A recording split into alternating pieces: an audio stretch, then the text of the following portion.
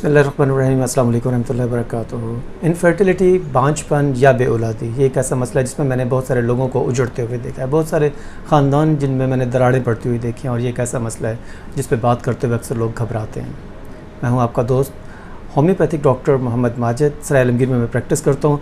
और इस तरह के केसेस मेरे नज़र में बहुत ज़्यादा गुजरे हैं, मेरी प्रैक्टिस में बहुत ज़्यादा गुजरे हैं। मैंने देखा है कि बहुत सारे ऐसे लोग के जिनको डॉक्टर्स रिकमेंड कर देते हैं कि आप IVF की तरफ चले जाएं, या इसी तरह ICSI या कोई इस तरह के और कोई जो अननेचुरल प्रोसेस हैं उनमें आप चले जाएँ तो आपके पास औलाद आ जाएगी। मेरी प्रैक्टिस में ऐसे बहुत सारे केसेस हैं जिनको कि अल्हम्दुलिल्लाह विदाउट एनी प्रोसेस, जो नेचुरल प्रोसेस है, जो कुदरत ने एक तरीका रखा हुआ है, उसमें रहते हुए हम लोग ट्रीट करके इसको ठीक कर सकते हैं। और इसमें मैंने कैटेगरीज बनाई हैं, तीन कैटेगरीज जो हमें मेडिसिन की बुक्स के अंदर मिलती हैं। उसमें एक है कि आप स्ट्रक्चरल प्रॉब्लम्स देखते हैं, मतलब किसी को भी आप अल्ट्रासाउंड करवाते हैं, किसी खातून को, किसी मर्द का आप अल्ट्रासाउंड करवाते हैं, तो उसमें आपको स्ट्रक्चर जो है वो डिस्टर्ब नज़र आता है। इसी तरह आपको हार्मोन्स डिस्टर्ब नज़र आते हैं, मेल और फीमेल दोनों में ये चीज़ें नज़र आती हैं।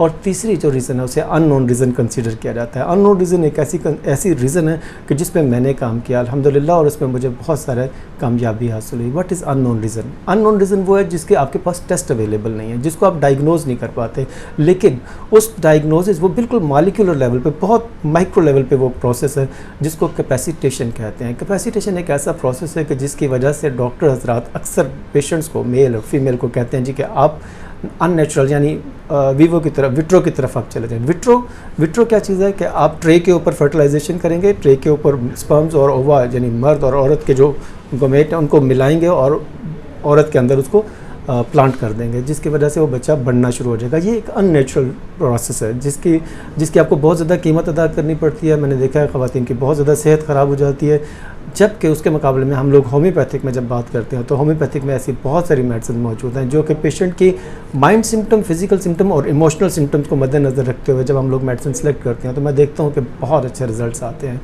बहुत सारे ऐसे केसेस, बल्कि डॉक्टर हज़रात, गायनेकोलॉजिस्ट और दूसरे डॉक्टर हज़रात भी इस बात पे बहुत ज़्यादा हैरान होते हैं कि इसका ट्रीटमेंट कैसे पॉसिबल हुआ।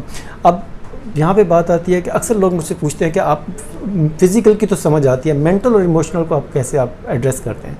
तो मेंटल और इमोशनल में आप देखते हैं कि आपको बहुत सारे ऐसी चीज़ें नज़र आती हैं जो कि जैसे फियर्स हैं, जैसे खौफ हैं, जैसे आपको फोबियाज़ हैं कि आपको अक्सर देखा गया कि ख़वातीन के अंदर हाइट फोबिया देखने में आता है, वो पानी का खौफ आता है, किसी भी जगह पे ऊंची जगह से नीचे गिर जाने का खौफ आता है, किसी को जानवर नज़र आते हैं, किसी को सांप नज़र आते हैं ख्वाब के अंदर, और इसी तरह बहुत सारी चीज़ें आपको नज़र आती हैं जो कि आपको फियर बनाती हैं, खौफ बनाते हैं, और ख्वाब भी इसी तरह के आपको आना शुरू हो जाते हैं। तो ये चीज़ें जो है ये बहुत मैटर करती हैं।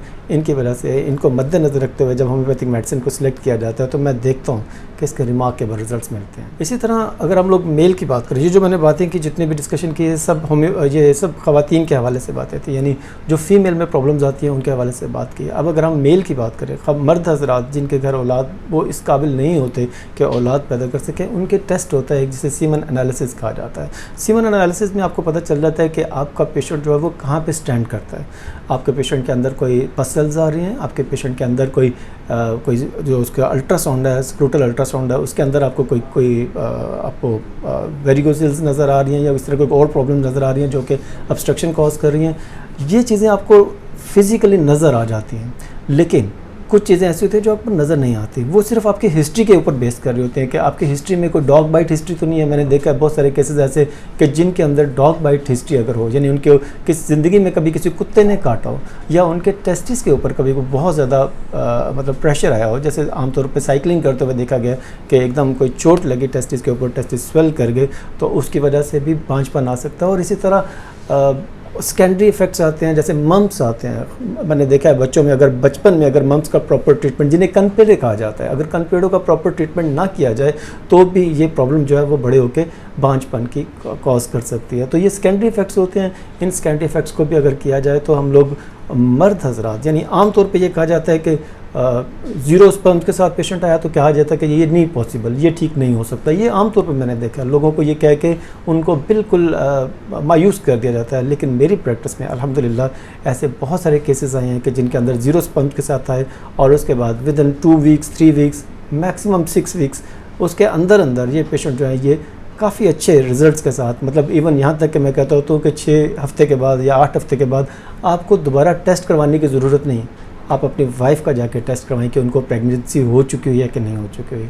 तो ये एक मतलब मेरी जर्नल एक प्रैक्टिस का एक हिस्सा है, इसीलिए मैं कह रहा हूँ और आप लोगों को यहाँ पे पैगाम देना चाहूँगा इस पेज के ऊपर कि काइंडली अगर आप या आपके कोई जानने वाले या आपके कोई रिलेटिव अगर इस मर्ज़ में मुब्तला हैं तो फ़ौरी तौर पे अपने करीब किसी होम्योपैथिक डॉक्टर से रब्ता करें, और अगर आप चाहते हैं कि आप मुझसे रब्ता करें तो आप मोस्ट वेलकम जी।